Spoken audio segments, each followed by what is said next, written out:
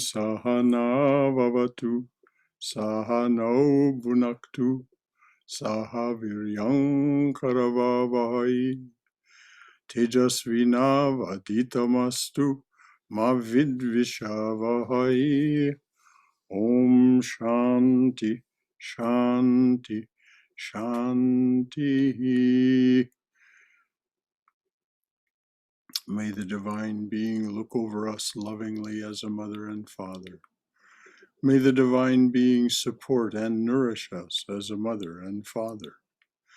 May we have the strength and skill to study together the art of spirituality.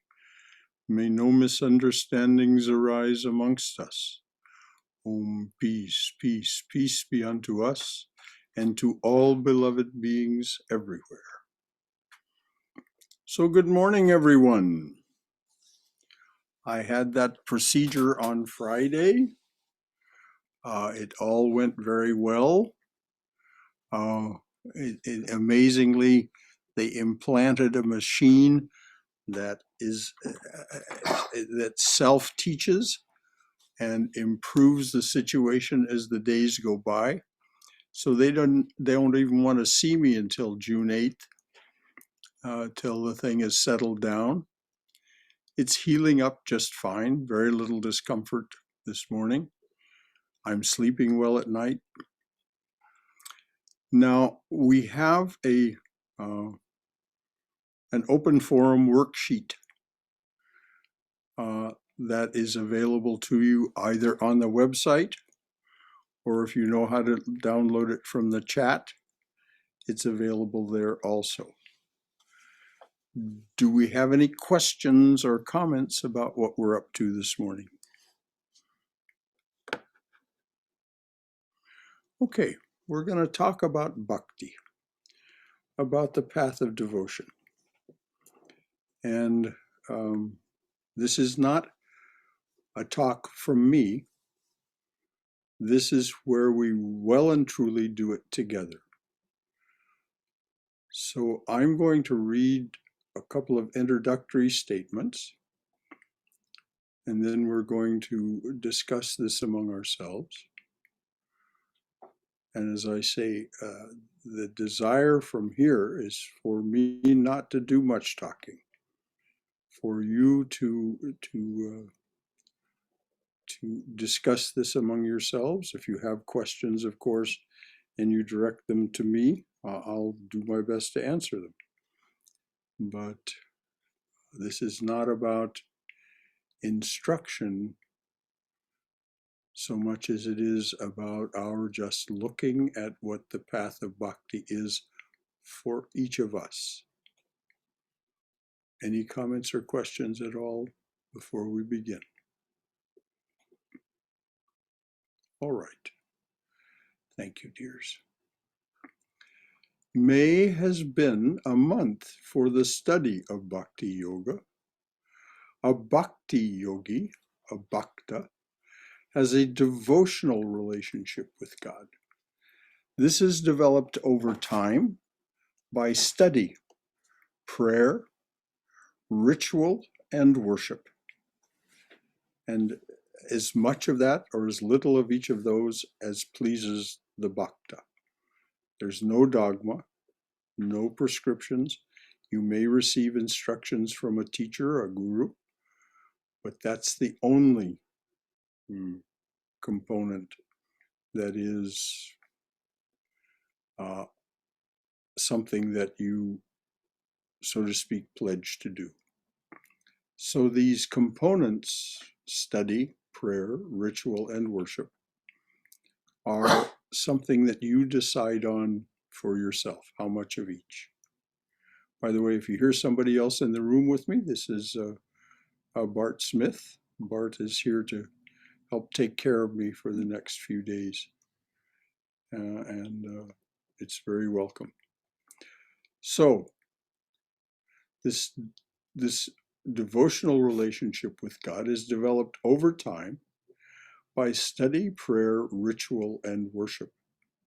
As a bhakta, you practice giving every action, thought, emotion, perception, and tendency a Godward turn. What does that mean? Trying to think of it in terms of the divine. And if you have a negative feeling, a negative impulse, you offer that too to the divine. As it says, everything you are, both positive and negative, is offered to the divine presence. Your prayer as a bhakta is for the carefree self-surrender of a child in its mother or father's arms, and ultimately union with your beloved. In that state, union with your beloved, no barrier of ego remains. The devotee becomes one with the divine presence in all embracing love. So that's the definition of Bhakti Yoga from here. That's not a borrowed definition. It's one that was developed here to try to portray the understanding that exists here of what Bhakti Yoga is. So it is certainly not definitive. How can there be anything definitive about the infinite? It is meant to be gestural toward what it means to be a bhakta. So a bhakti yogi is usually drawn to the devotional path by an incarnation of God or avatar, a Krishna, a Jesus, a Ramakrishna, a Buddha, Adi Shankaracharya, Chaitanya. There are many. Or even another great teacher like Vivekananda. The bhakta is inspired by the life and teachings of God with us, Emmanuel, God at hand, God with us. So the bhakta is inspired by the life and teachings of God with us in human form, and it's encouraged by the incarnation's promises of direct personal help. So it usually begins by some heartfelt feeling about some great teacher, which is felt as God with us in human form, and it is encouraged by the incarnation's promises of direct personal help when the devotee makes some sincere, persistent efforts.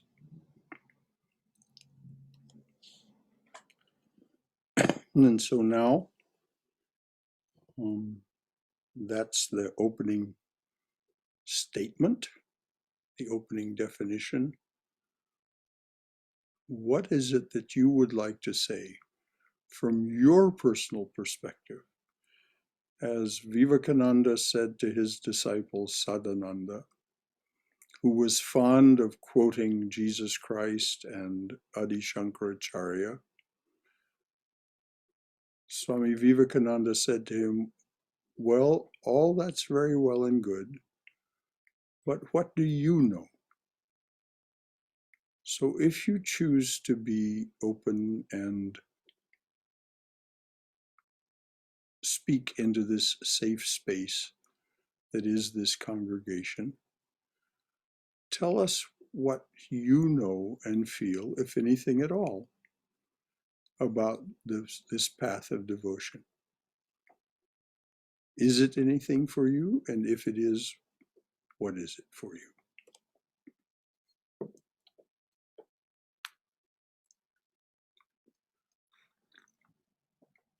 I'll jump in. Mm-hmm. I'll dive in the water.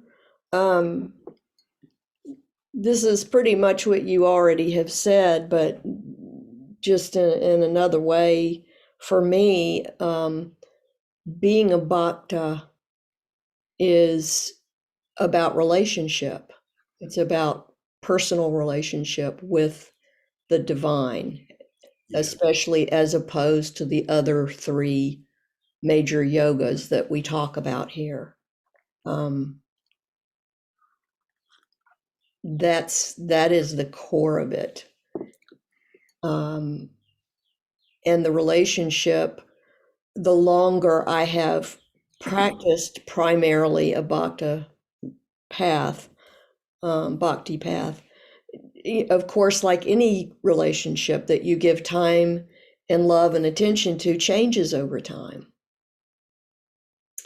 and becomes sweeter and easier. And you both know the beloved and you feel known more and more as you practice and time goes on. How beautifully said. It becomes sweeter and you know them and you feel known by them. Yes. Or by it, if it's a single entity. For them. Mm-hmm. Well, for us that follow the Ramakrishna lineage, it's usually Sri Ramakrishna and Holy Mother together, because they said that they were one being in two forms. Anyone else, please?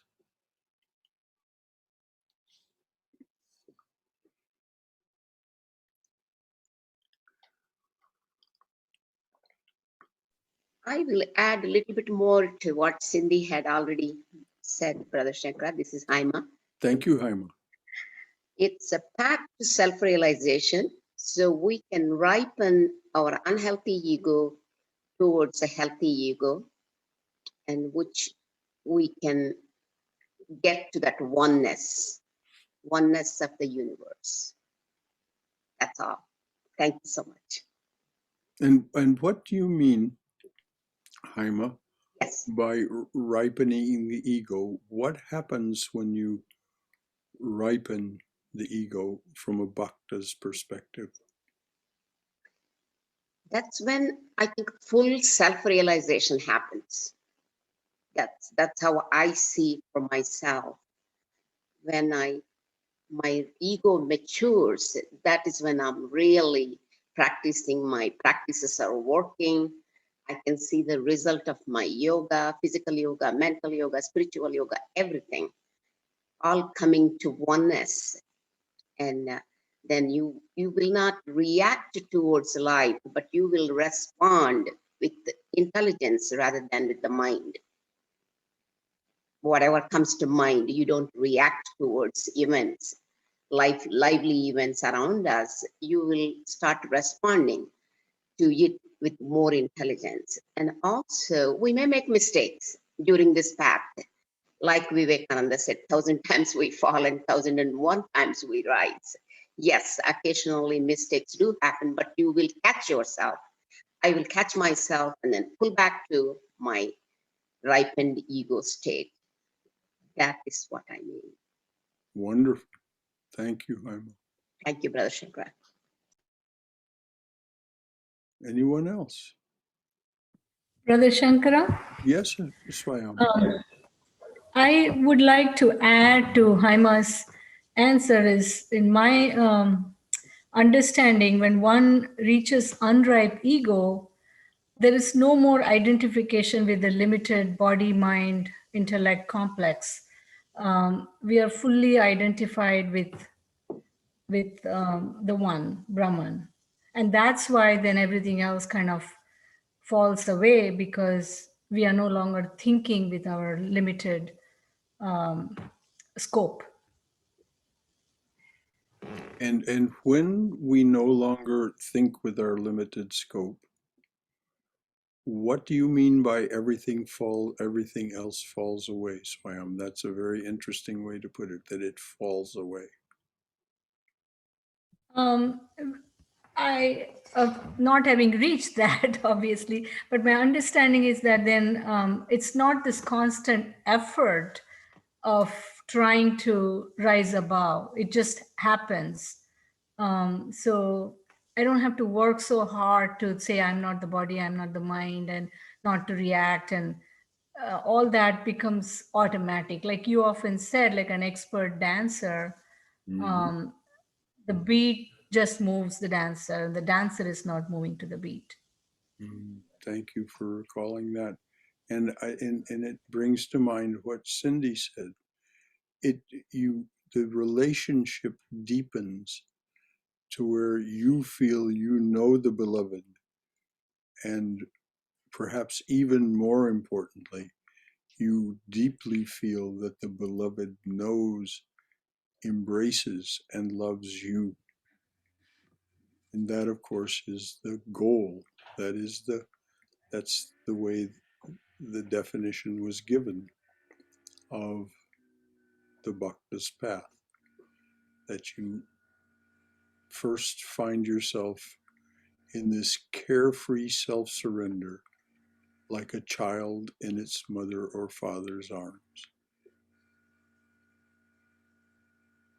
And then ultimately, as Haima and yourself have pointed out, everything else falls away. And there's just that sense of being with the beloved, actually being the beloved. Hari Om, Shankaraji.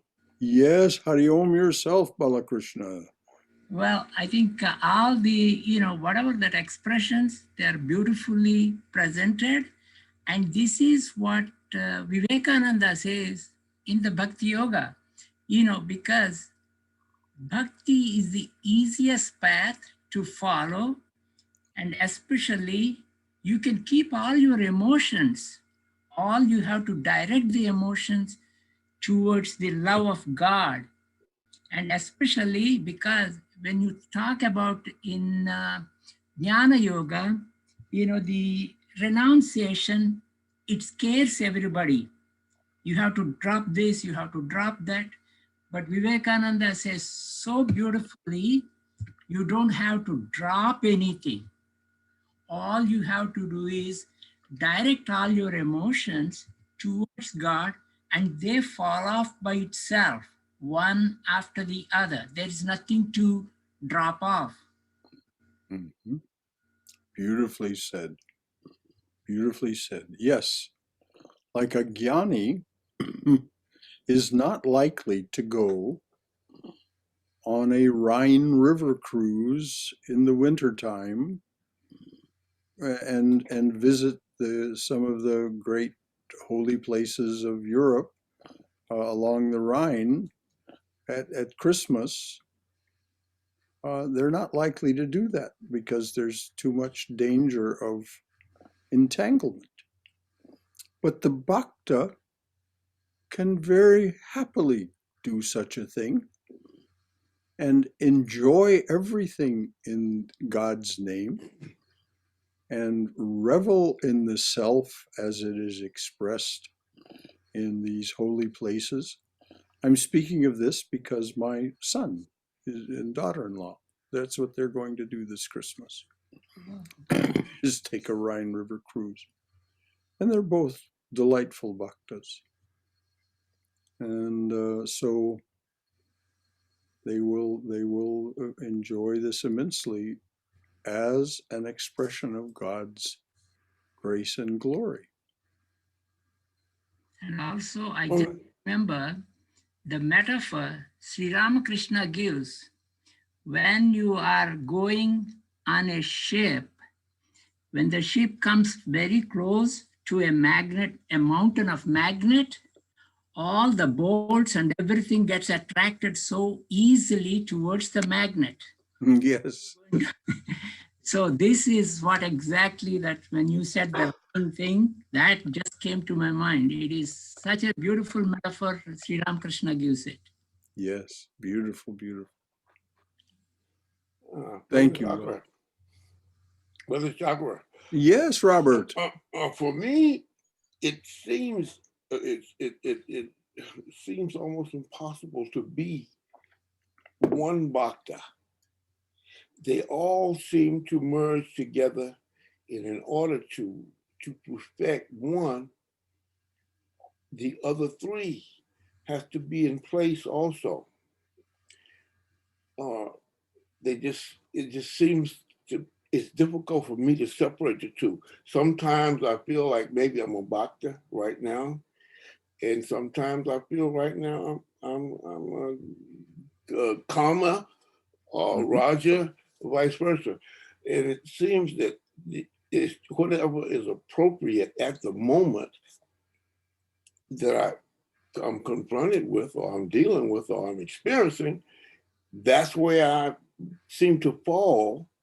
And it seems to me that if I'm not committed to any one, if I'm not committed to all, then it's difficult to be committed to one.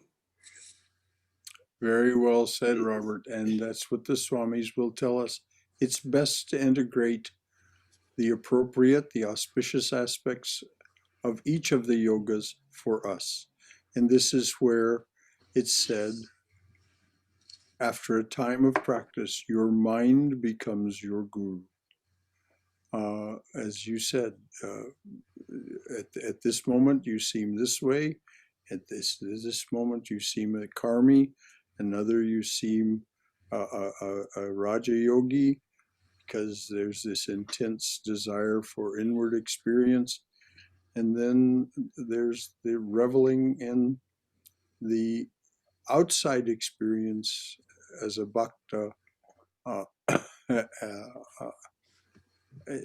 seeing it as an expression of God's glory and creativity. And then you have the jnana, the jnanis. Well, all of this is wonderful and is an expression of God's glory and love of us and creativity. But because everything within this relative world rises and goes away, I mustn't become attached to anything. So we take, as you said, Robert, we take the best from all of them and the most appropriate in the moment. Yes. Thank you. That was just perfect. I agree with what Robert says, but I do think that, especially after a period of time, that most of us kind of settle predominantly into one or the other. But yeah, I experience the same thing where the study of all the yogas is important ongoing because they all fit together. You can't really, you can try to separate them, but because they exist, you're just kind of lying to yourself if you think you're doing that. Right. But yeah, but I do feel most of the time predominantly a bhakti karmi. Well, that's that loving relationship. When one is heart-centered, as was pointed out earlier, Vivekananda said, Bala said, this is the easiest path because it's heart-centered. It's a slower path, perhaps, but it's the easier path because it doesn't demand you renounce everything. You simply renounce your attachment to it because you know it's going to arise and go away. And Sri Ramakrishna said, if I recall correctly, more than once, that it's not only the easiest path, it's the most natural path. For this time, he said. Oh, for this Yes, time, okay. for this time. Well, this is the only time I recall being in, so Right. it feels to me natural. But Right. of course, everyone's different. You know, people are of different temperaments, and some people are a lot more left brain, some are a lot more right brain. Mhm. And that's what's great about having all this flexibility within the four yogas. Yeah. But I think even though we're trying to differentiate, but what happens as your love for God increases, you go into all those things, whether we realize it as karma yoga or bhakti yoga and or jnana yoga, it will lead automatically to all those paths. We either we realize that because we are trying to learn this subject more closely, or even without our realization, because when once you are a bhakta, you love God, so you see the humanity, then it automatically becomes a selfless work for anything. So, we are practicing all the four yogas with the bhakti. How I feel. You and Robert and others who've spoken about this seem to be in perfect accord about this. Yes. Wherever one may be centered,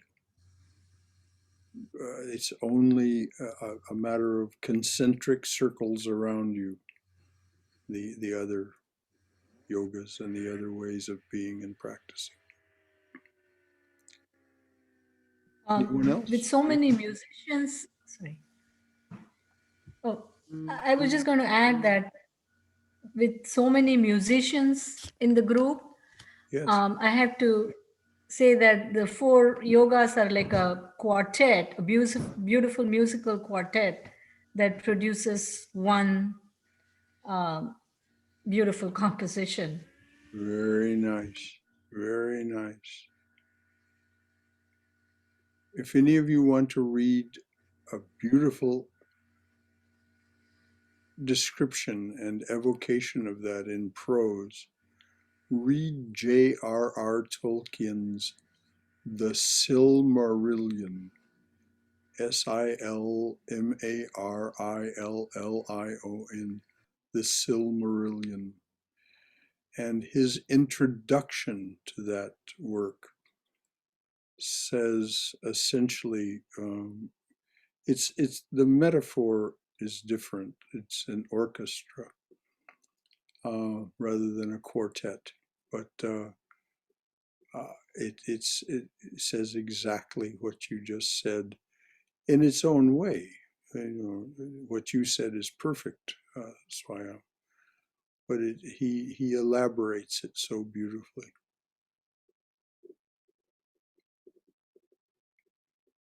Thank you. Anything else from anyone?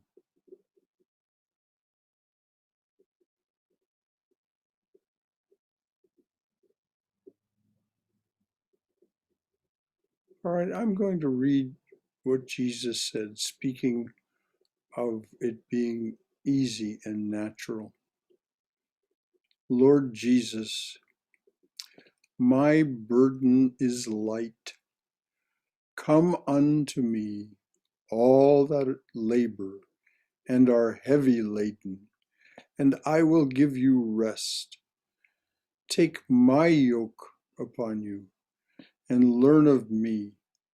I will show you the truth, and the truth shall set you free. So I'll read that again. This is from Lord Jesus Christ. My burden is light. Come unto me, all that labor and are heavy laden, and I will give you rest. Take my yoke upon you and learn of me. I will show you the truth, and the truth shall set you free. Now, that's one of those great promises of the incarnation. It doesn't say ifs, ands, or buts. I will give you rest. I will show you the truth if you turn toward me.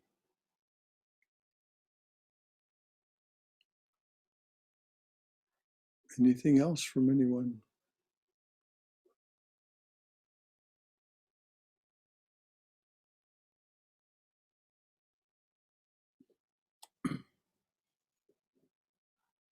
I'll go ahead. I'll go ahead and chime in. This is Keith. Mine's a little different, just to kind of prepare you. I am still kind of struggling with the bhakti piece because I'm not naturally, shall we say, devotional. I probably feel more of a pull to the other three, to be perfectly honest.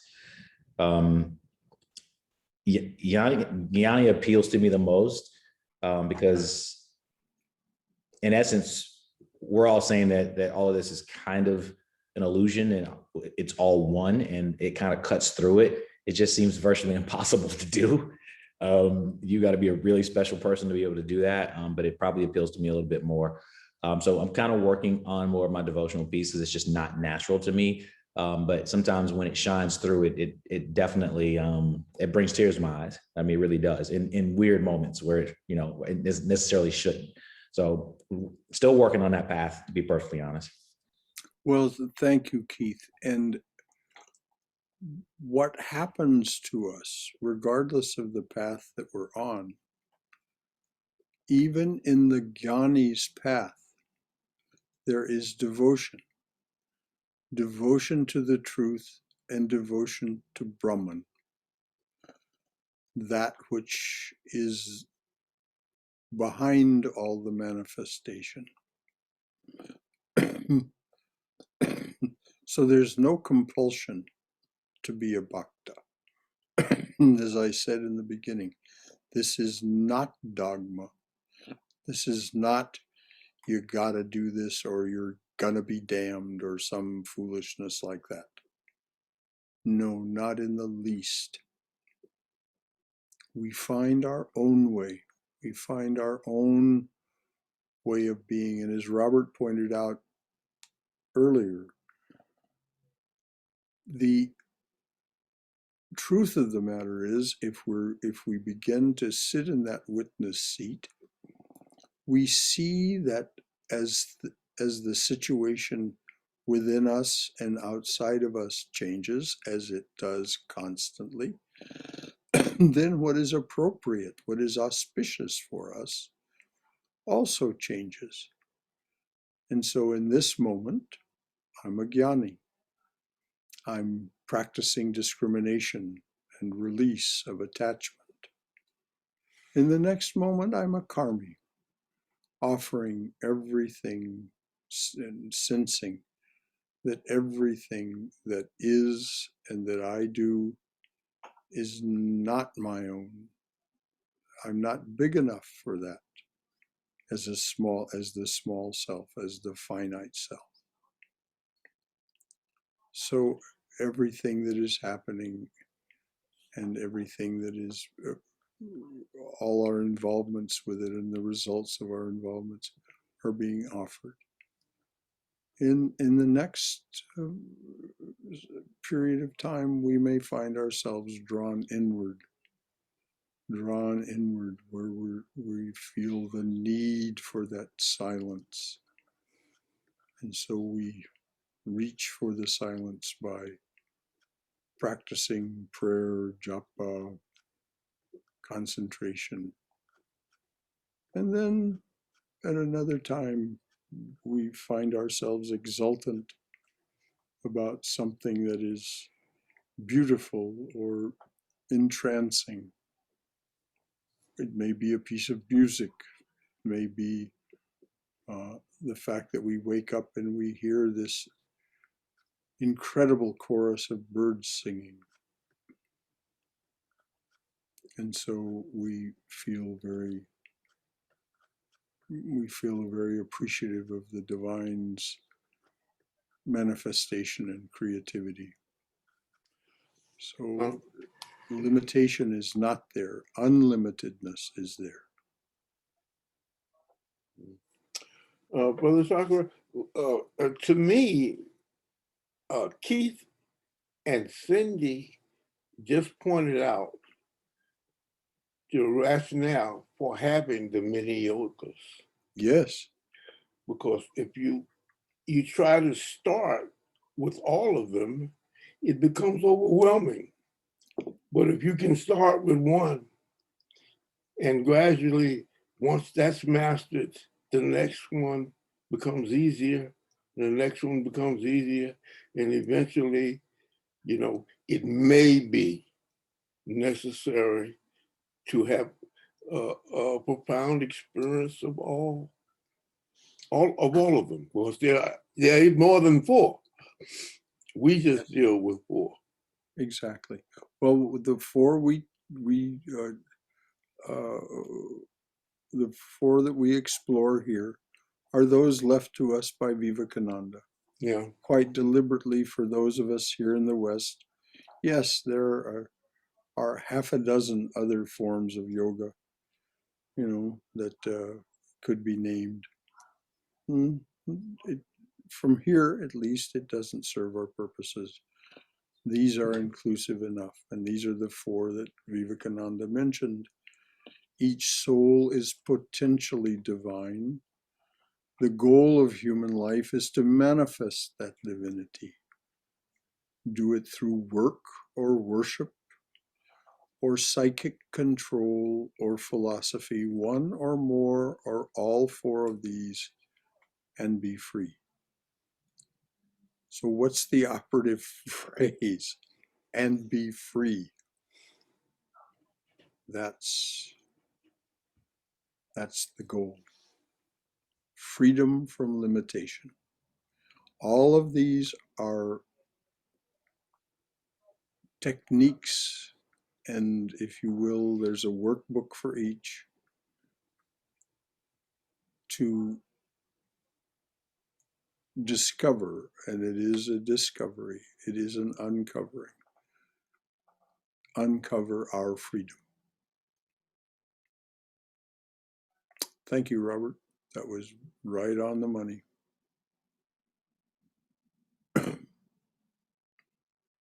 Anything else from anyone?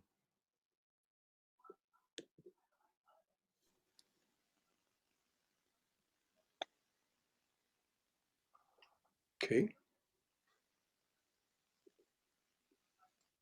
Sri Ramakrishna.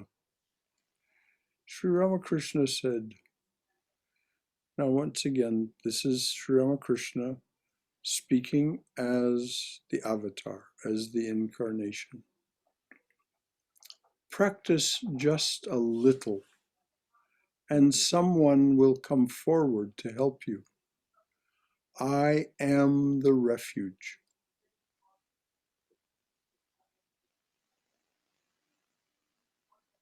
Practice just a little, and someone will come forward to help you. I am the refuge. And this is what Cindy was talking about in the very beginning. If we go in that direction and we accept that relationship, that invitation to just start the relationship, practice just a little, and someone will come forward to help you. And then I am the refuge. It's exactly what Christ was saying. It's exactly what Sri Krishna said. I'll read something from Sri Krishna in a bit. But the idea is that for the bhakta way of being, it is about relationship. And so you begin this relationship out of a certain reverence, a certain awe, a certain feeling that there's clearly something greater than this small self that I'm living and being? What is it? Who is it? How is it? And slowly, we find ourselves making that a priority, those questions and answering those questions. And then we discover there is something there, and it does respond to us. The way it's often said is, there is an answer to prayer. Well, we don't have to be making prayers that are answered. We're certainly welcome to. But it's good to remember that it has been pointed out by many, many teachers in many different ways over time, that our every thought, our every emotion is a prayer.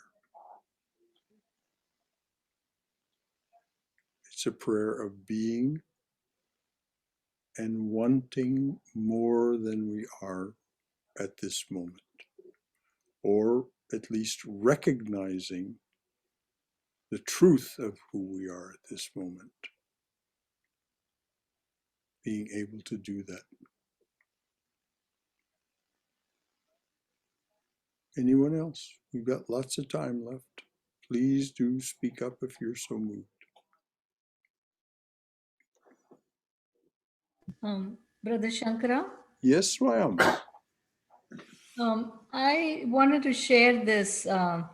It's kind of like a light-hearted thing that Swami Sarvapriyananda has said in many of his talks about a bhakta who's a devotee of Narayana doesn't quite agree with the self discovery, who am I approach. So he goes to Ramana Maharishi and asks him, if I do my bhakti sincerely, when I die, will I go to Vaikuntha? So Ramana Maharishi says, yes, of course you will. Then the devotee asks, oh, when I go there, will I see Narayana? So Ramana Maharishi says, yes, of course you will see Narayana. Then the devotee asks, well, will Narayana talk to me? And Ramana Maharishi says, of course he will talk to you. Then the devotee says, oh, really? I can go to Vaikuntha, see Narayana, and he will talk to me. Oh, what will he say to me? And Ramana Maharishi says, he will tell you, find out who am I. Yes. What a lovely way. Ramana Maharshi was so slyly funny. I mean, what a wonderful joke he told. That's wonderful. You're in Vaikuntha at this moment. You're speaking with Narayana this very moment. And what will Narayana say to you? Find out who am I? Yes, exactly. Priceless. Thank you, Swayam. Ramana Maharshi was a delight. Do you know, it's said to be absolutely true that Ramana Maharshi, being capable of doing so, gave liberation to his cow, so that his cow wouldn't have to go through all of the incarnations that would have resulted in human birth and the slow revelation through human birth of who she was. He simply released her from limitation.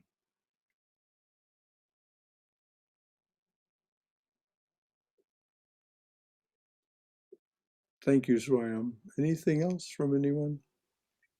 I just want to add one thing, Brother Shankara, to Yes, all dear. the wisdom that has been shared so far. It's all, no matter which yoga we practice, that's what we're finding. Who am I? That's self-realization, dropping selfishness, the finding oneness within ourselves. Yes. Doesn't matter which yoga all four yogas, they all lead to the same oneness, finding who I am through the meditation practices. Yes. That's all I wanted to add. Thank you so much. Thank you, dear.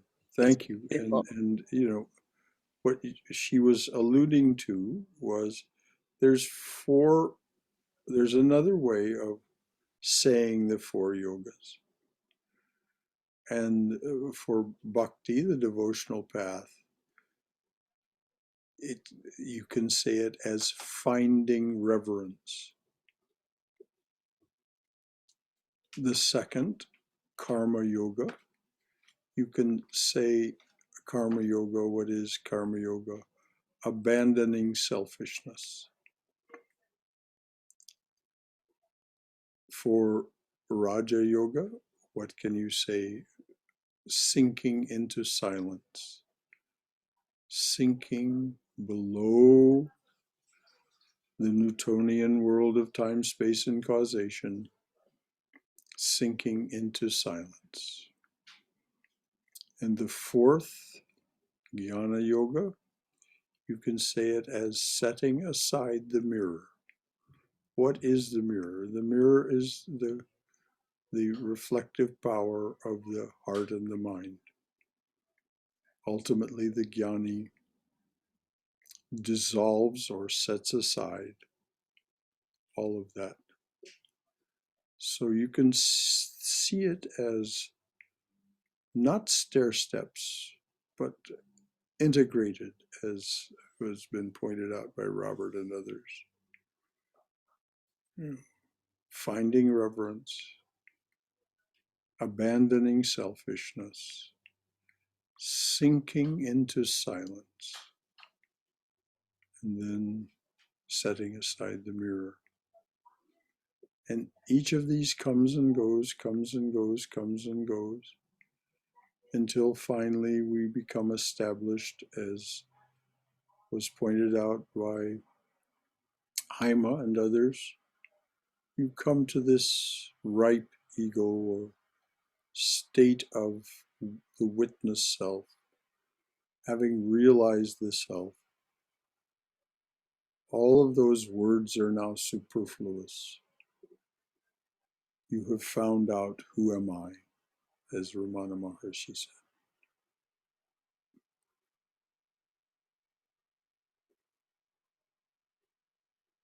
As Sri Ramakrishna said, when the weather is dry, you may have to find your way to your destination through the difficulty of going by a winding river. The currents in the river, the whirlpools in the river, this and that. You have to find your way to your destination by going on a winding river. He said, but when the rainy season comes and the entire land is flooded to the depth of a bamboo pole, you can just go directly to your destination. You don't have to follow the winding path, the difficult path.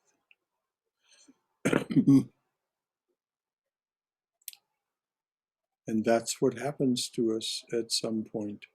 We become, as the Sanskrit word is, purna. We become full. In Jesus's terms, we become perfect or complete.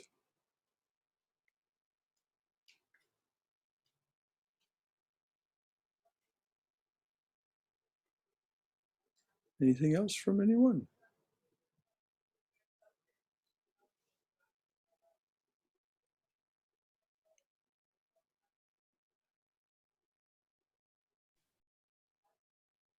Shankara?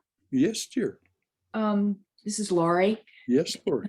And just a big part of my bhakti path is surrender and trust. Yeah, trust is a big part of it for however things are going to turn out. Well, yes, exactly. That's that faith based on, that is what's called Shraddha, faith and courage to accept what comes and to trust that it's for the best, that it is leading us in the right direction. That is that, Lori, mine, I'm there too with you on the trust. And that's sort of like the ultimate letting go of attachment to things. Because when you trust in your beloved divine being or presence, you're letting go of your ideas about how things should, what the outcome should be. And that's where that peace comes in. Doesn't mean everything's going to be great, but it's better just because you've released all that worry and anxiety about it. Mhm. Yes, trusting. I'd like to say something on that. That has been a big part of my life. I believe that there are no accidents in the universe. Mhm. Everything that happens is on purpose. We Mhm. might not understand it at the moment, but Mhm. everything that happens in life is on purpose. So if what is happening is what is supposed to happen and what God intends to happen, there's no space for anything else but acceptance. That Thank has you. served me well. Yes. And if you study the life of Thomas Keating, Father Thomas Keating, who became quite a saintly person, and he was the person behind that centering prayer talk that was given recently. That's exactly what he said. That's exactly how he lived in his life, was in that understanding that everything is happening. I mean, he underlined, we've all heard the term one way or another, whether it was said in exactly these words, but one way of saying it is, not a leaf moves but by the will of God. And he himself had that experience, Father Keating. It was an actual empirical experience, and it left him dancing and weeping. And so when we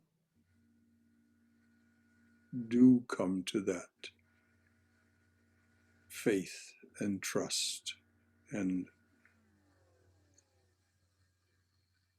acceptance, what a relief. What a relief.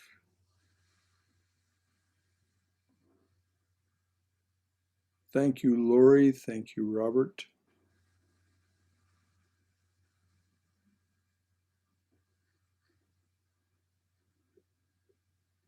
Anyone else? Brother Shankara? Yes, ma'am. I was going to add that we talk so much about forbearance in the spiritual path.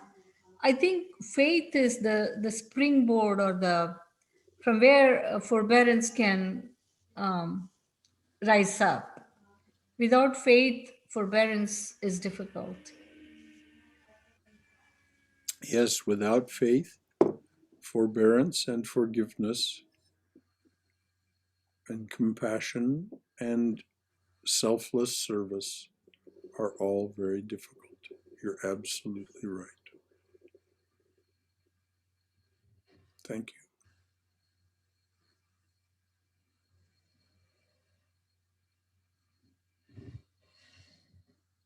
And forbearance is often difficult.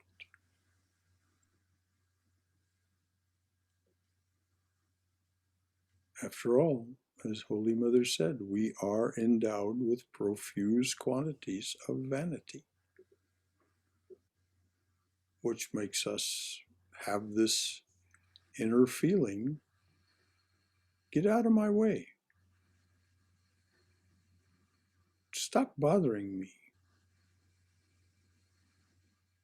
we don't practice forbearance in the presence of our vanity. So we have to come to a higher understanding through sattva, vanity being rajas. We have to come to a higher understanding that allows us to forbear, forgive, love in Christ, or love in the divine spirit,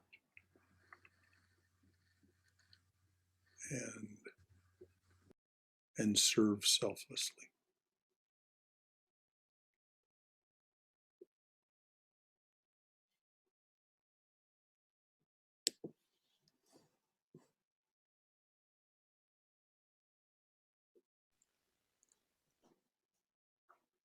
Okay, we've got just a few minutes left.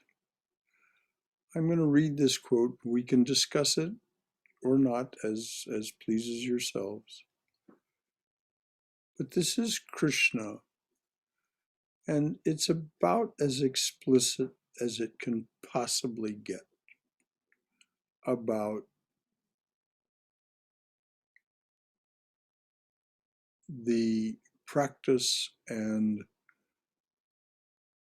outcome of the bhakti path. Sri Krishna says in the Gita, "Adore me only with heart undistracted. Turn all your thought towards solitude. Though a man be soiled with the sins of a lifetime, let him but love me, rightly resolved, in utter devotion. I see no sinner, that man is holy." And of course, the pronoun is just an artifact of the time in which he was speaking. He means human beings. When we turn our attention toward the divinity within us, which is where it all resides by whatever name, then, and Christ said it another way, "Seek ye first the kingdom of God, and all else shall be added unto you." Nothing will be left out if you seek the kingdom and the king within. So any last thoughts from anyone about that or anything else? I agree with you, Brother Shankara, and all the wisdom everyone shared. I just wanted to add that solitude is the one which we all struggle to find, sit in silence, which is the hardest one. Once we sit there and it just, everything falls in place.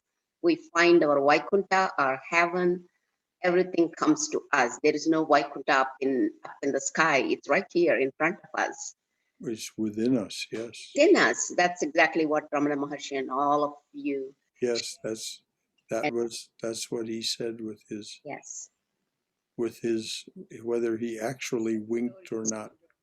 There was a very sly wink in what he said. Yes, and like Father Keating said, silence is the first language. God speaks and everything else is bad translation. That was his quote. Right. He covers it all. He Yeah. covered everything in silence. Thank And you. we find that silence in solitude. Thank you for this forum. It's wonderful sharing Good. wisdom and gathering so much more knowledge and wisdom. Well, dears. Shankara? Yes, dear. Excuse me, just a couple of things. Just to mention about the kingdom, Christ in the Gospel of Thomas says that the kingdom is spread upon the earth, and humans do not see it. Exactly. Well, this is where the bhakta's path allows us to take that attitude, to practice that way of being and thinking, to abide in that thought, and so enjoy the creation of the divine. But also in the Gospel of Thomas, Christ said about this that is spread upon the earth that we do not see. He also said, be passers-by. Don't get attached. Don't get stuck.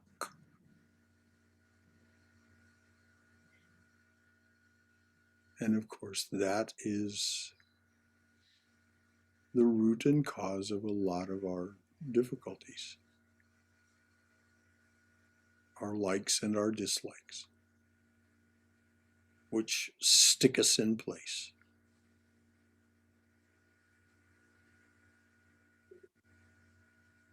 Thank you, Lori. That was a perfect ending. Shankaraji, Yes. this is the same thing. I just remember another metaphor of Sri Ramakrishna. Yes. He says, the difference between a jnani and a vijnani. A jnani is something, he knows that he has that knowledge at least, but a vijnani is the one who sees with the same knowledge the whole universe. In other words, he gives that metaphor. While you're walking on the stairs, you walk on the stairs and you reach to the top, and then you realize the steps also just made up of the same cement and the same bricks and all those things like the house. Yes. The steps are made of the bricks, lime, and brick dust. The roof and the stairs are made of the same material, which he calls the one substance. God or Brahman is the substance.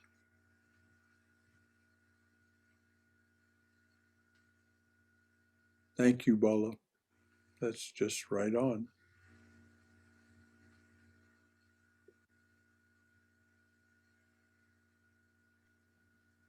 Shankara? Any final thought? Yes, dear. Another thing here, and I meant to send this to you via email, and I forgot, but I just wanted to bring up prayer. Mm-hmm. And I heard the most amazing account of somebody's near-death experience, and the importance and power of prayer.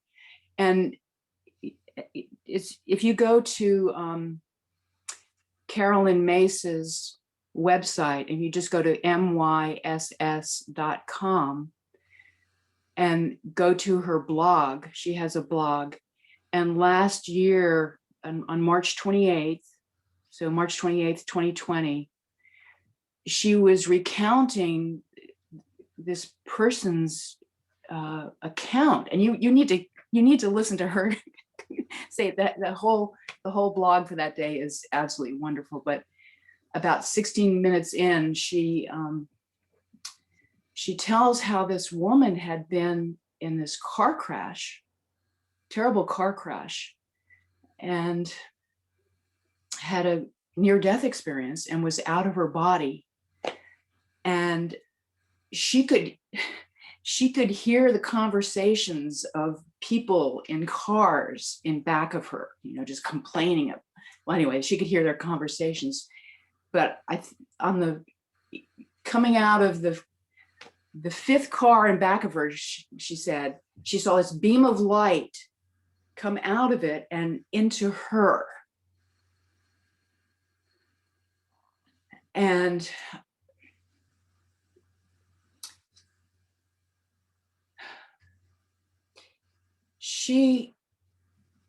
well, you really have to listen to it. But anyway, it turned out that this woman well, she was healed, and anyway, this I forgot to say that this from this car, this person had been praying for her. She had sent up a prayer for her, and it had entered her. And this woman who was ended up being healed said that she was able to see the license plate of that car. Yeah. And it took months for her to heal, but when she was healed, she was able to find that person because she had the license plate number, and she gave her a bouquet of flowers and said, your prayers were received. Wow. Well, all of these are the truths that underlie our waking awareness, where we don't see these things as a general rule. We don't feel them as a general rule, which is the reason for spiritual practice, of course, so that we do become aligned and attuned and aware of these things. And all of the teachers that I've known over all these years, but particularly Swami Prabhupada, my guru, was emphatic about the power of prayer. And I really didn't understand so much what he was saying until I read Swami Vivekananda's talk, which is in the Complete Works, called Powers of the Mind. We are the divine presence. And so we are that infinite power. We just don't know it. And when we're able to direct it, like that person in the car behind this woman, then some truly remarkable things happen. All the saints tell us this. Thank you, Lori. And if you'll email that to me, if you'll email me that information, we'll attach it to the recording of this talk, this forum. Great. I will. Thanks, Shankara. Mm-hmm. Anything else from anyone? This has been so what we're all about. This is practicing the art of spirituality together. A little bit of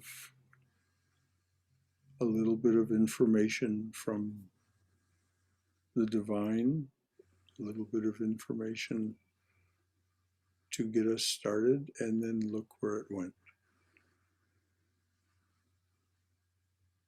So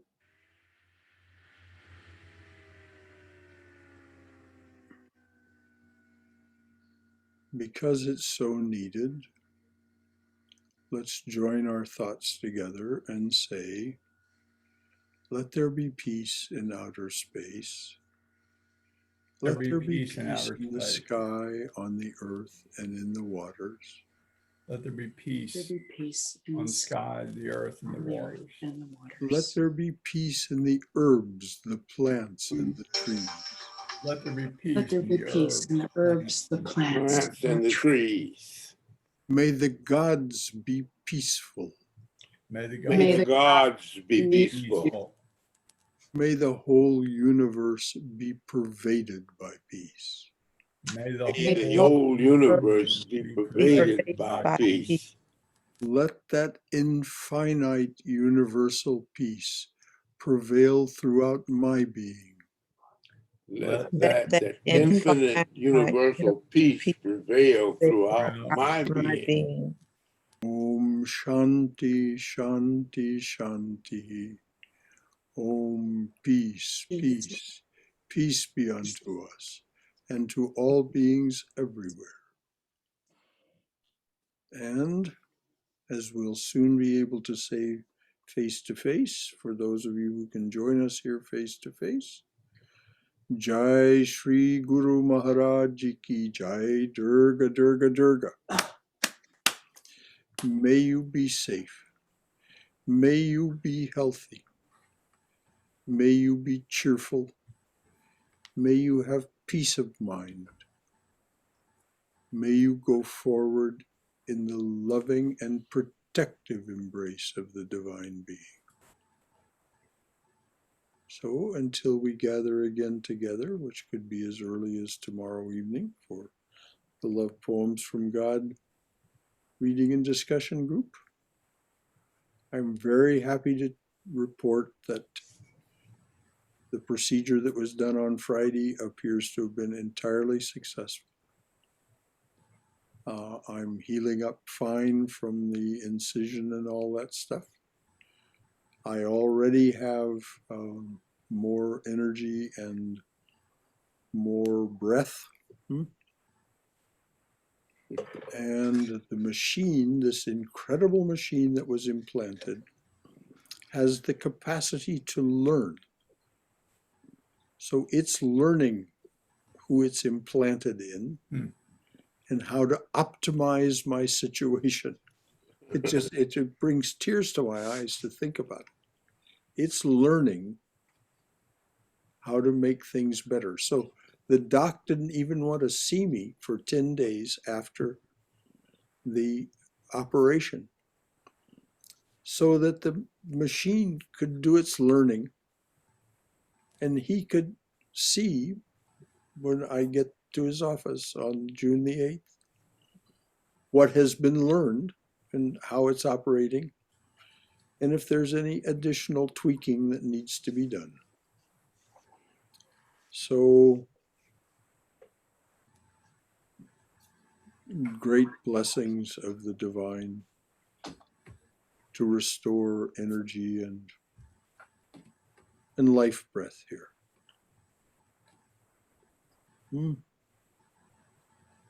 So until next time, any final thoughts from anyone?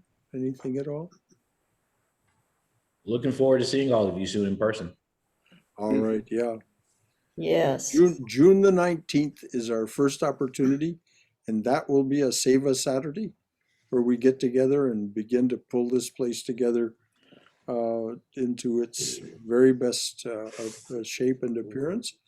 And then so we'll have on the 19th and the 26th of June, we'll have 2 Save Us Saturdays to get this place together. There's a lot of yard work to be done, a lot of work in the fellowship hall to get it all right and tight. And there's mellow mushroom pizza for lunch. And mellow mushroom pizza for lunch. That's all you have to say. Vegetarian, of course. There's nothing else that needs to be said. I'll do That's what I think. So, and so, and then on July 4th, we'll meet at 11 a.m. and have a celebration of Swami Vivekananda, Swami Prabhavananda, and then some celebration of this country that is restabilizing itself. And then we'll come into the monastery for a potluck lunch. So until June the 19th, June the 26th, and or July 4th, those of you who can join us in person, so looking forward to seeing you.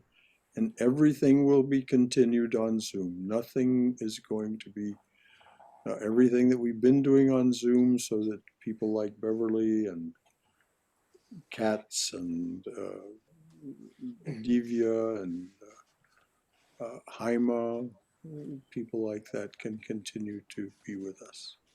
Anybody I didn't mention, I'm sorry. Molly Darden, Janaki. Anyway, until next time. Bye-bye. Thank you so much, everyone. Yes, thank you a lot. Shri Guru Maharaj Ki Jai. Goodbye. Goodbye.